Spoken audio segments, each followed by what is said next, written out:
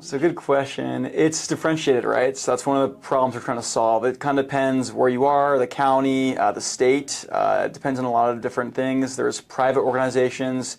There's counties, states, right? As I mentioned. So it really depends is the answer to that question. Personally, I probably have about 30, but some of them expire, some of them won't expire. It really depends.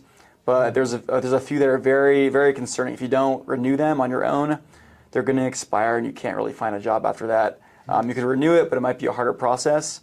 So it's a combination of knowing where to recertify, knowing when to recertify, how soon, where to go for that. And it's a pretty complicated process. I wouldn't even say certifications is the biggest issue, but it's definitely a substantial issue and one of the big entry barriers in getting into the field. Understanding what the original issues were. I think just working over time and just talking to more people, I found that the issue was deeper than I thought. Like for example, I kind of found at first the main issue I was trying to target was a lack of first responders in the industry with a increase in call volume in the United States.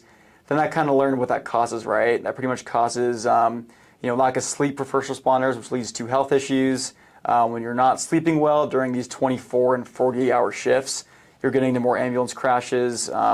It's hard to find data on this last point, but there is a higher risk of clinical errors in the field when you're sleep deprived.